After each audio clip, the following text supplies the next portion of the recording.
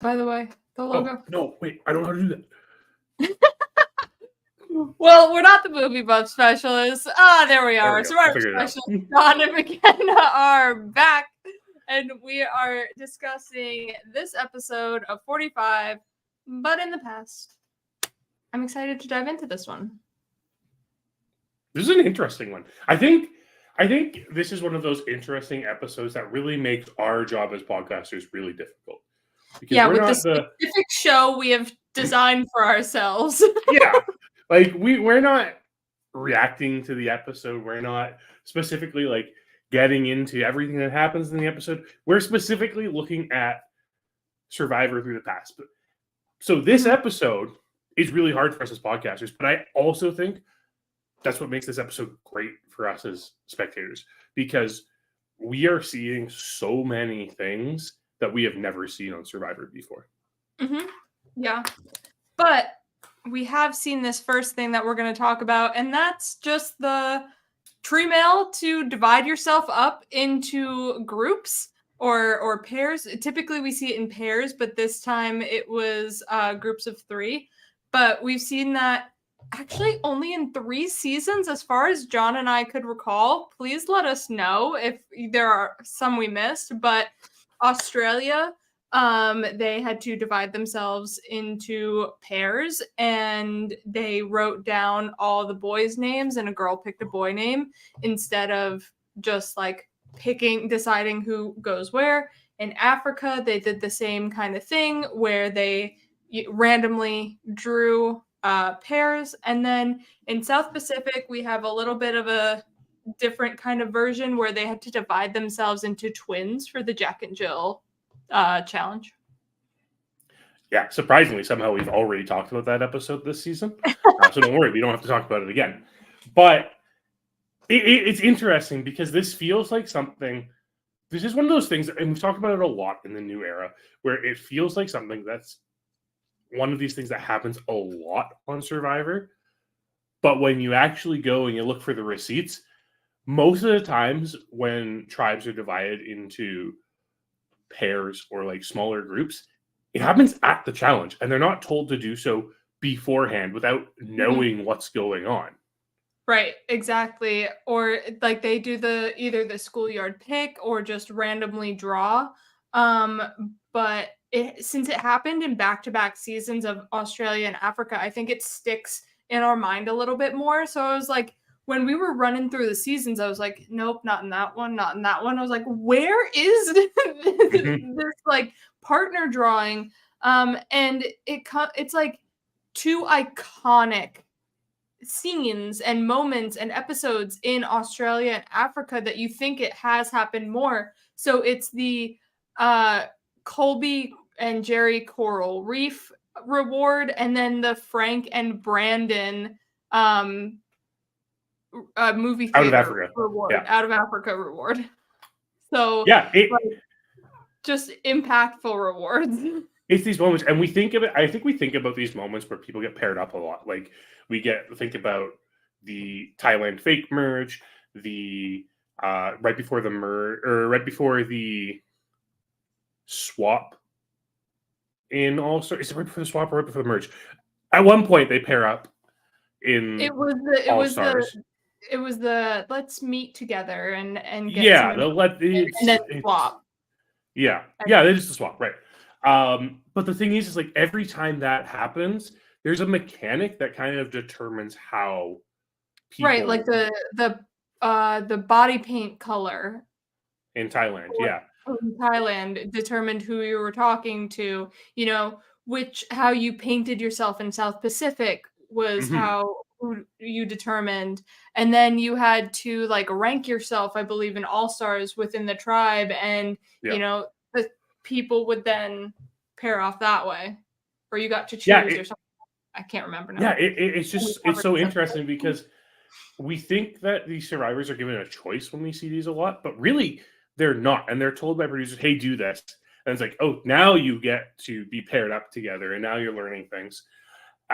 Or like you said, it's that random rock, and I think part of the reason why we think this happens more frequently is because it does happen in international seasons more. the pairings of things, right? And because those seasons are more recent seasons, they stick in our mind a little more. Okay. Maybe, yeah.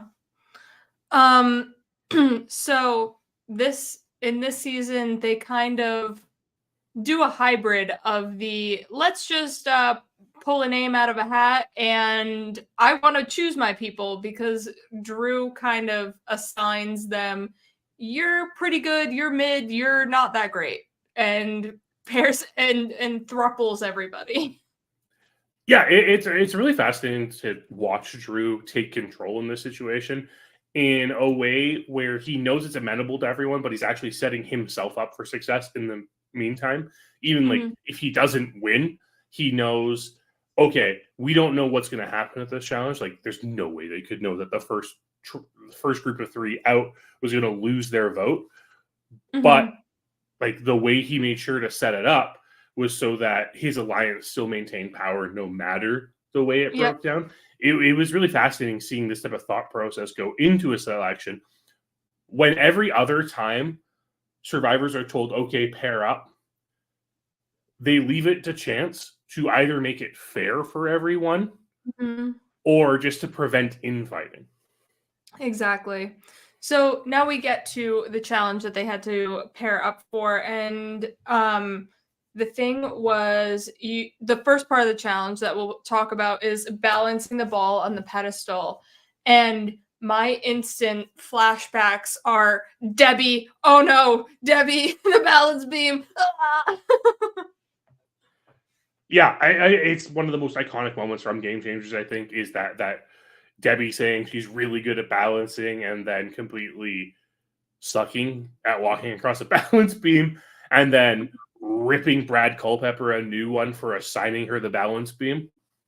Yeah, exactly. And then there was also in that same exact challenge, they used the bow with the ball on it to walk across the balance beam as well. Yeah, it's really interesting to see this, like the different ways you can do this. And it was also kind of astonishing to realize that, like, just like the, I don't know what you want to call it, the like platform on the stick with the ball, we kind of equate it with survivor challenges like this a lot, but it's not really over a balance beam ever. It's like going through an obstacle course, or it's the teeter totters. A lot of time it's the teeter totter. Yeah. So like they've done, grab the puzzle pieces on the balance beam and go over, but typically they would like to make things harder. So, when they have the letter tiles that they have to transport, sometimes with, 2 pedestals or one, it's over a teeter totter to make it a little bit more difficult, or like a rope, a net teeter totter seesaw thing. Yes. Yeah. Yeah. And this is the type of, now I know this is a multi-stage challenge and not like a typical Survivor obstacle course and stuff. This is kind of the nice type of challenge where it's divided in a way where the second part of it, the digging for the ropes and stuff, is random enough that it gives that time to catch up. We saw it with the red group last night where they were able to overcome everything. And it doesn't give you the like Chris Doherty of it all, where it's like, oh my God, he can't get over the balance beam. What's going to happen? It just, this is production. And it feels weird to be kind of praising production this way when we've been talking like over and over again about how monotonous challenges are, where it's like balance for a little bit, then like solve a puzzle. Well, the first half of the season, it was basketball. Everything was freaking basketball. We had basketball in this one too, remember? So all right, continue. But it's so interesting seeing that, like, I don't know, production just seems to be listening when it comes to these challenges now. Exactly. So then the next part of the challenge was the rope bridge, and we've seen this specific one in Edge of Extinction and Winners at War in that buyback challenge. Yeah, it's been the second re-entry challenge both times. It's interesting because it doesn't seem like it's that difficult of a task from an outsider perspective. It's like it's difficult because the rope gives so much, and they're so spaced out. Like, it's not like an easy. So typically the rope bridges, when we were Googling rope bridge on the Survivor wiki and fandom, it comes up with the planks where you have to place one plank and then the next plank to get across. So I feel like that is like might be a little bit easier because you have the solid wood, where like this is just like a bunch of ropes and you're trying to stay afloat. Yeah, I just think like there's this like slight puzzle aspect of it where you have to like hook up the bridge, and I Like, it don't has know to how cross back and difficult forth that or is. whatever. I don't know if these these lengths of rope are different lengths, so they can only go in a specific order. I don't know if there are options. Like, it's kind of hard to tell looking at the challenge if there are options. Mhm. So it's like, how taut do you make the rope so that it can sustain your weight? Things like that. Yeah. I just have so many questions about how this challenge is actually executed. Well, we won't know for a long while. It's true. Maybe hopefully someday we can ask someone. Maybe in like post game we can talk to some of the contestants who competed in it. But like, I think the most interesting thing about this, I think this is the first time we've seen this challenge where someone hasn't had an advantage in it. Because in both the buyback challenges, I believe a couple of the ropes lengths were already placed in the bridge. Oh, I don't remember them that much. So, because I've seen EOE twice and Winners at War, just the live one. Yeah. I think it's either that or like the ropes are already there and they don't have to dig them up. I can't remember, but Like I think they might have been placed. And I don't know how much of an advantage that actually gives. Mm-hmm.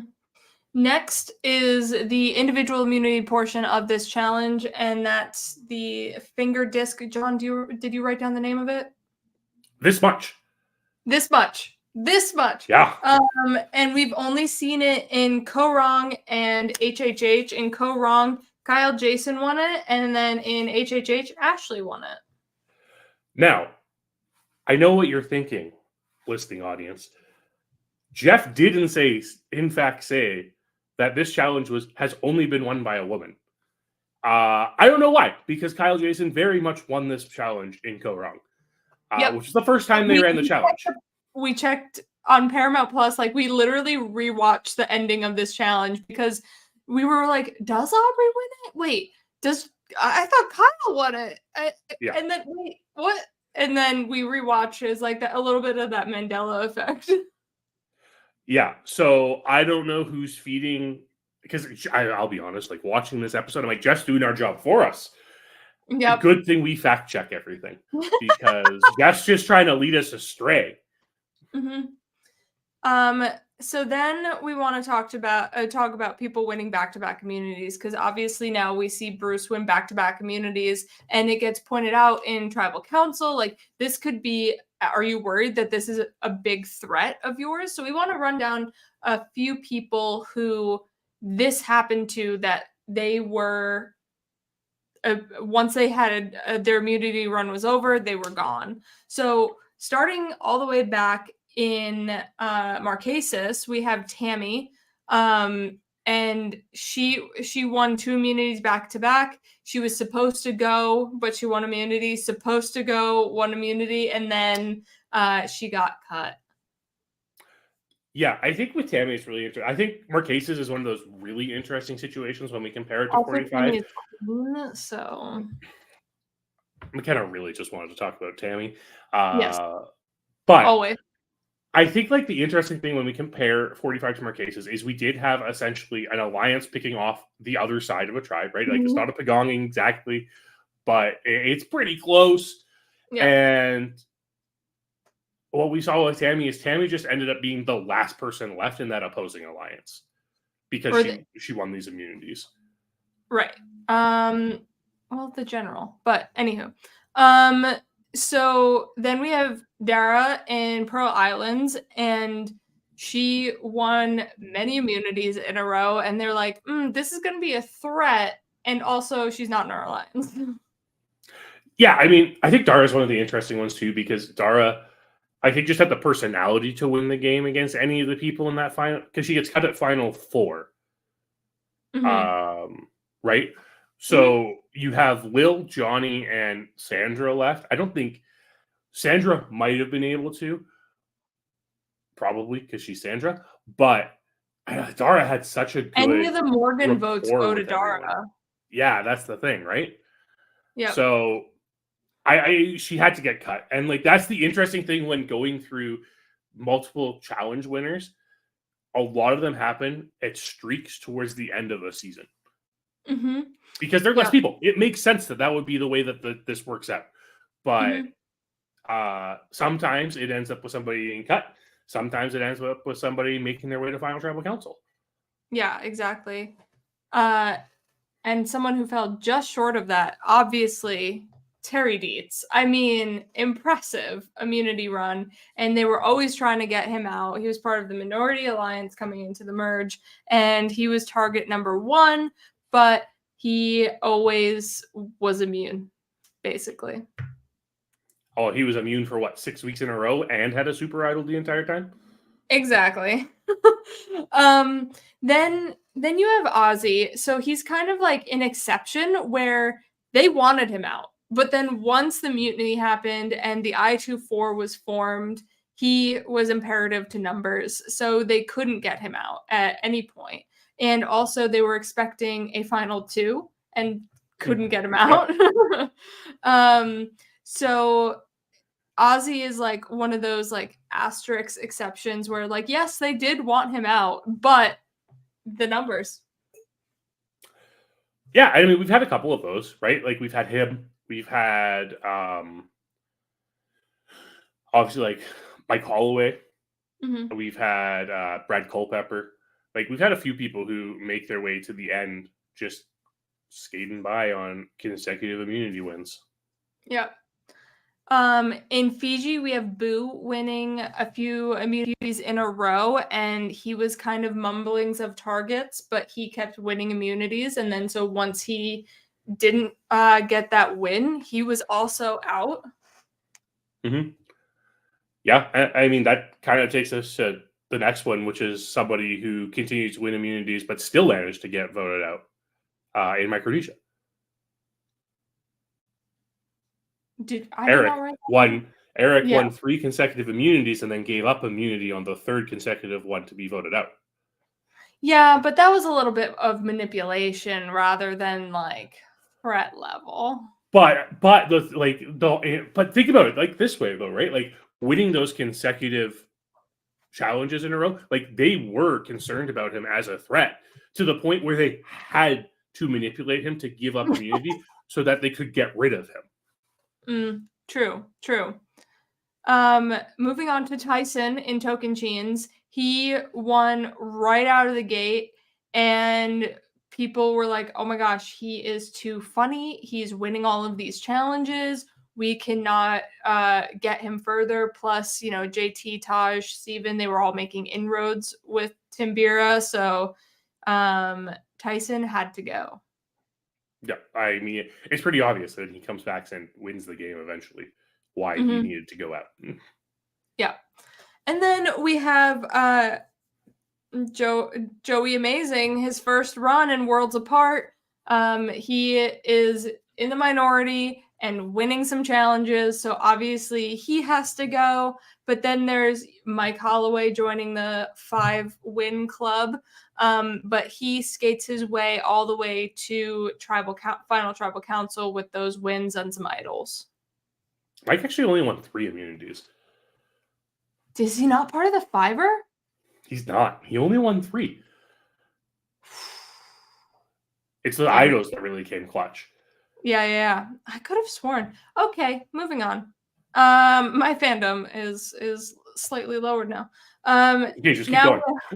Now we have Joe again. And he wasn't out right away. They needed to use him for a vote or two, but he was definitely on the radar of all right, we're gonna use him, but for so long. Yeah, I mean, in Cambodia, obviously, you have Steven pushing for Joe to be out the entire time. And then somehow that results in Joe surviving a vote at individual, like when he's immune in the individual portion of the game. But again, like it goes into that theory of like, are these challenge beasts actual threats to win the game? Because they'll always like get votes as soon as they are able to. Yeah, exactly. Brad Culpepper, English words, is also someone we just mentioned. He was on the bottom and everyone was like, you're the next to go. And he was like, nah, I'm just going to win immunity. It's fine. I mean, Brad Culpepper's run at the end of Game Changers is fantastic. I don't care what anyone says. Okay. It's impressive. It's impressive. 4 in a row is impressive. Yes, I agree.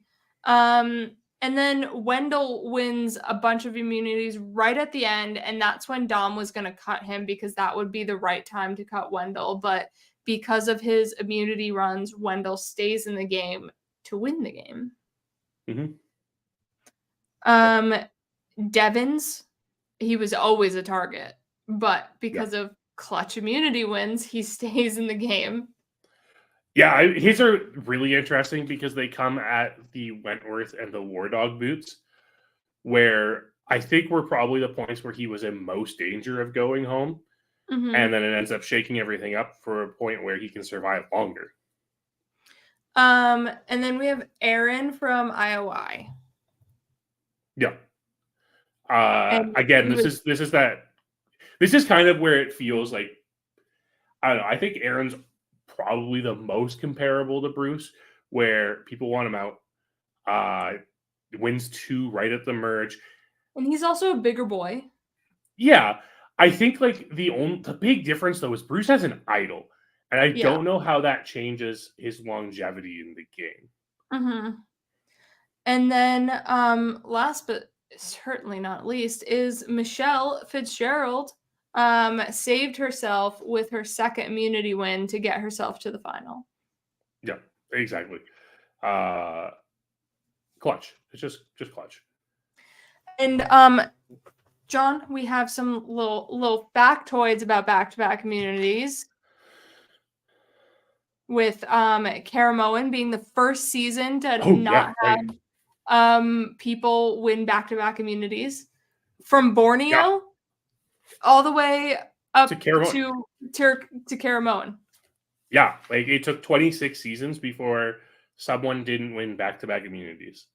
And then it's only happened a few times since then. San Juan del Sur, Ko Rong, 41, 43, and 44. Yeah. So a much more common occurrence in the new era that Bruce is just like, nah, I want these wins. Yeah, exactly. So now we have the stage challenge with the split ups and stuff like that. So we talked about Thailand and All Stars, or we have Thailand and All Stars for this, and then also 43 and 44. Yeah, this idea where the Castaways are broken up into pairs or groups and then have to compete within those pairs at the end of the challenge.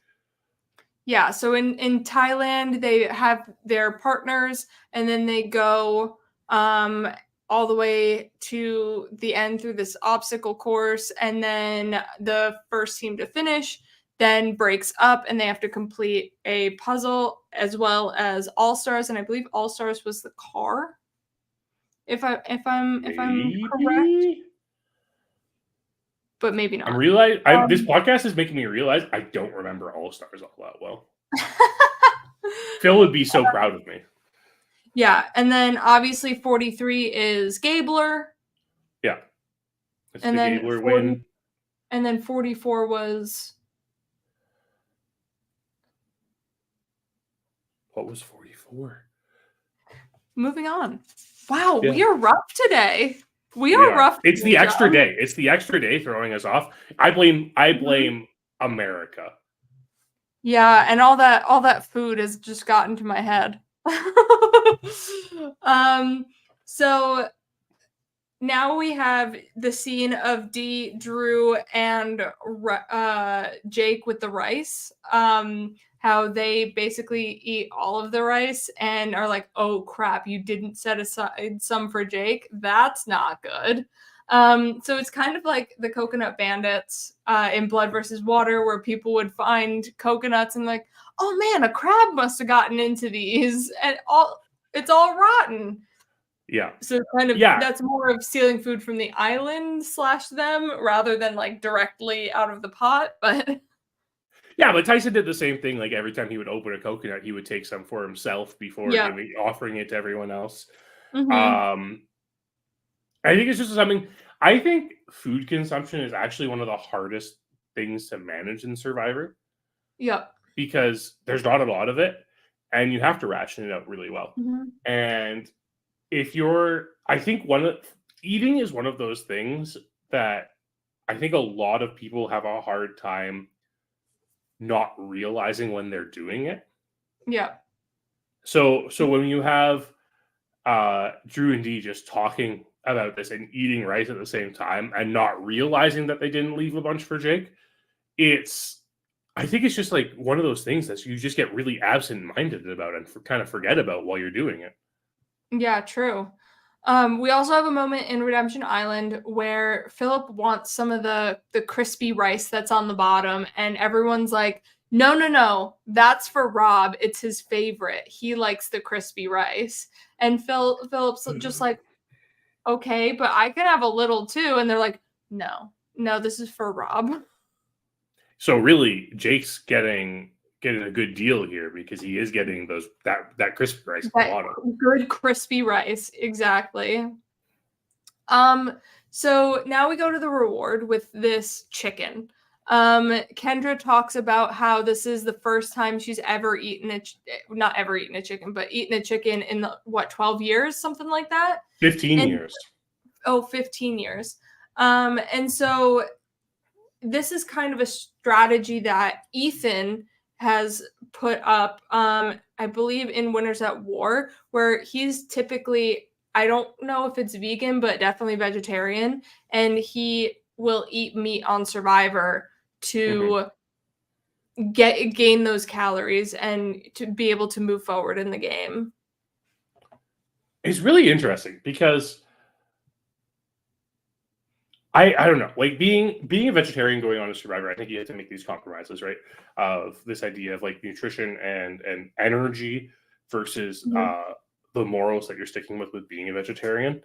And I find it really interesting that Survivor doesn't accommodate that with rewards very often. Like they do and they don't. So like there was Nora with the steak. Dean won a steak dinner and or burgers or whatever, and Nora got the portobello steak, and Jeff very much highlighted that, being like, Nora and mushrooms for you, but like this was specifically a rotisserie chicken reward, and I feel like it's hard to be like, okay, Kendra, here is your little thing of chicken to be fair. Like there's no fair amount of everything. Well, maybe if production treated them like civilized people and like gave them utensils and stuff and didn't just put a chicken on a table in front of them, maybe there could have been something. An equal ounced breast, yeah, maybe.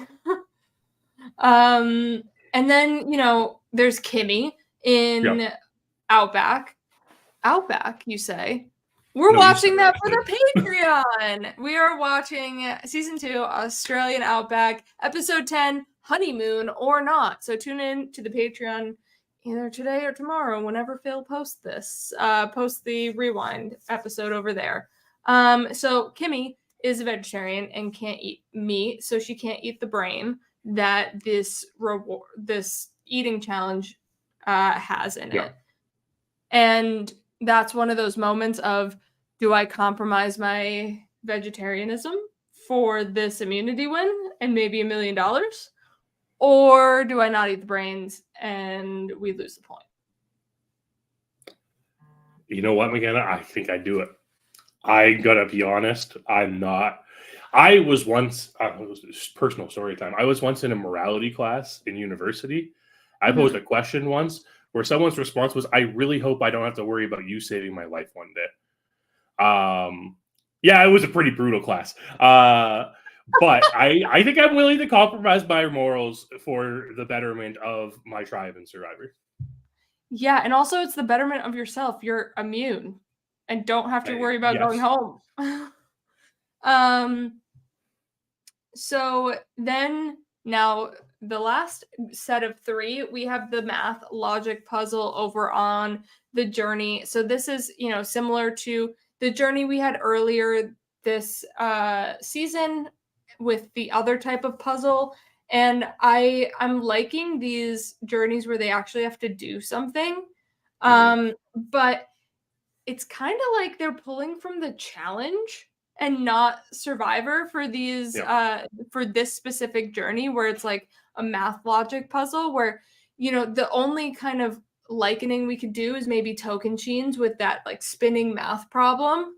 But this was a math logic puzzle. Yeah, it's not something we see on Survivor a lot. And if anyone has watched our coverage or listened to our coverage of any of the seasons of the challenge that we've covered, we kind of talk about how people who go on the challenge really need to practice their math skills because basic arithmetic comes up a lot. And this is one of those instances where I think it catches some survivors off guard here. But Yes.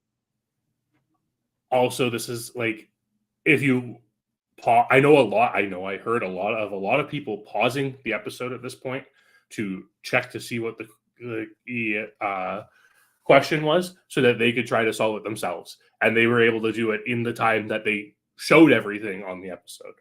Well, they're also eating, not under stress, not like, Yeah, I mean, that's of course. a big part into 3 minutes. I don't think I could do that puzzle in 3 minutes.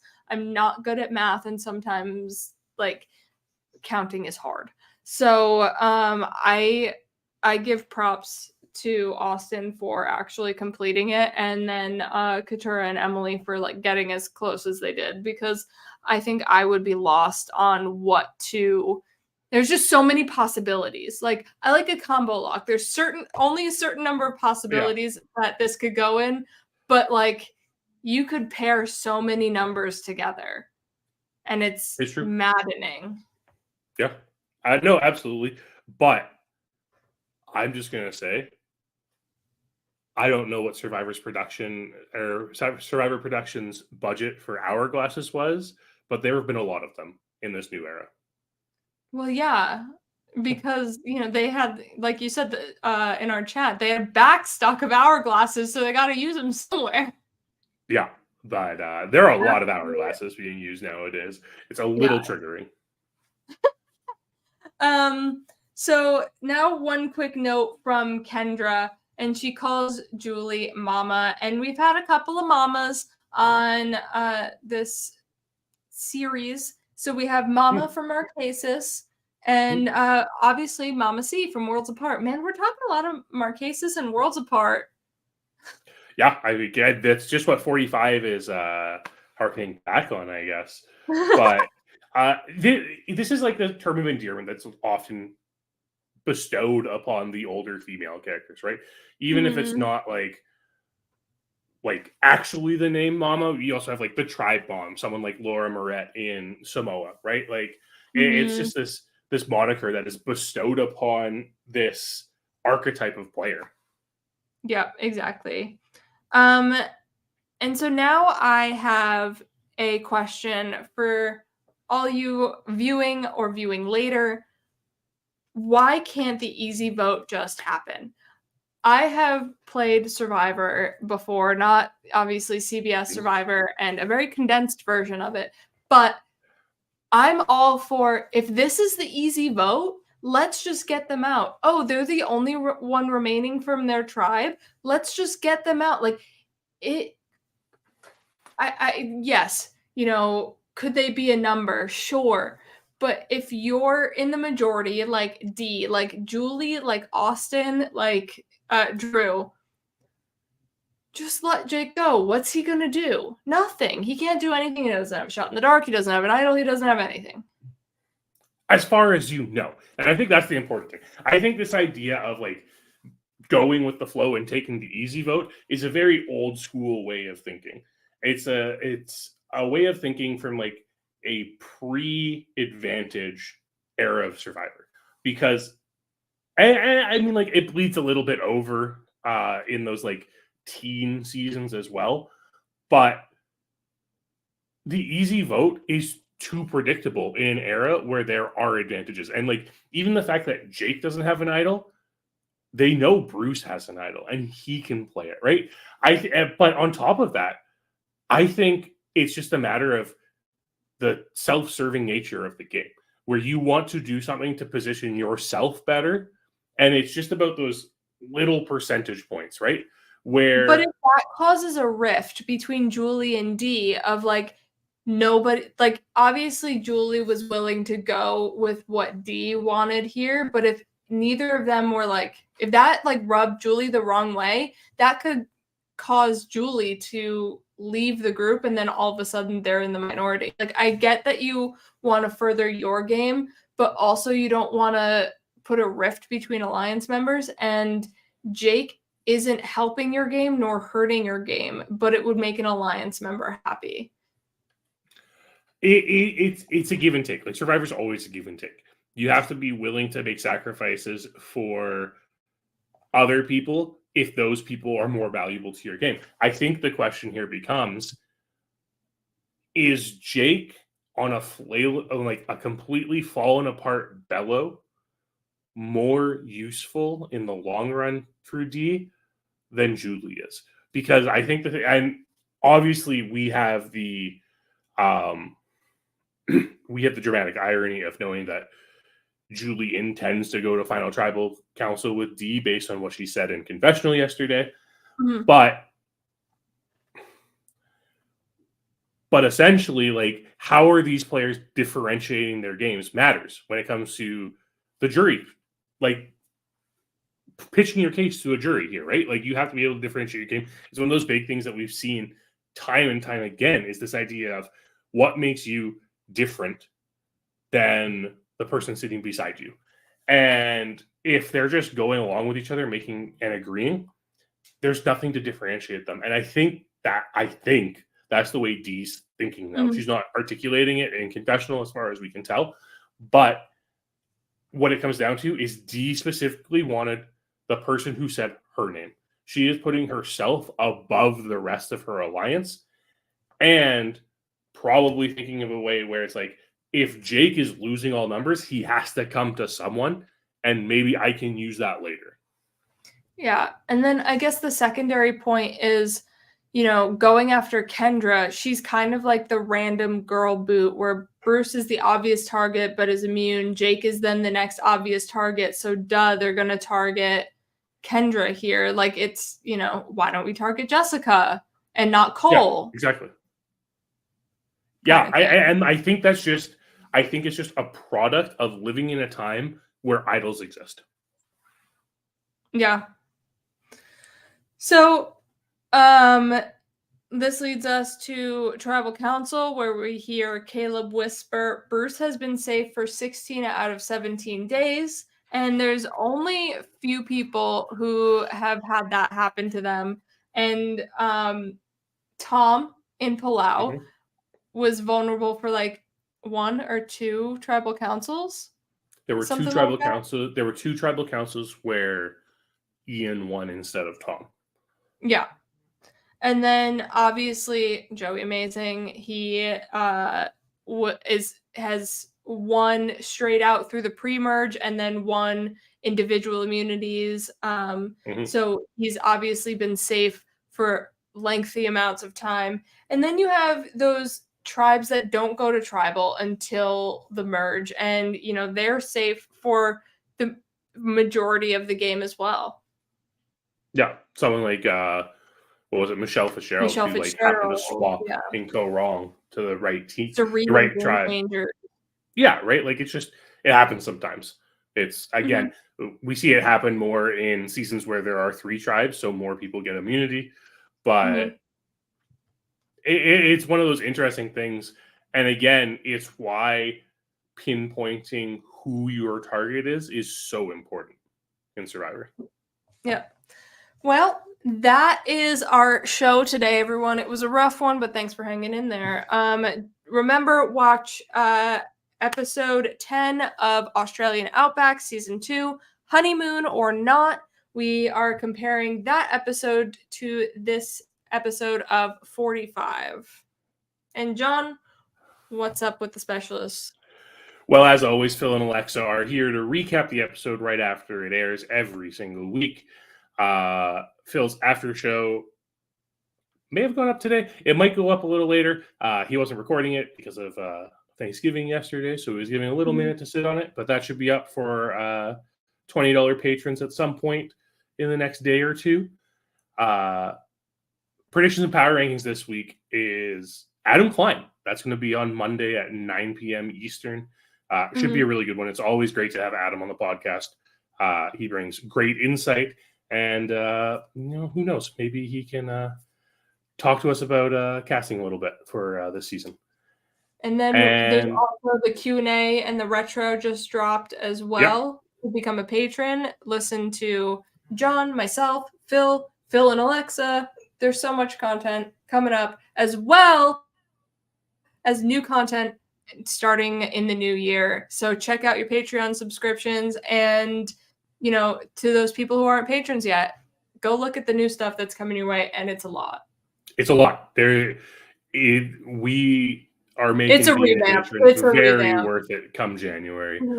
But that's everything for this week. So we'll see you all again next week when maybe, just maybe, we have a normal vote. Who knows? Goodbye, everyone.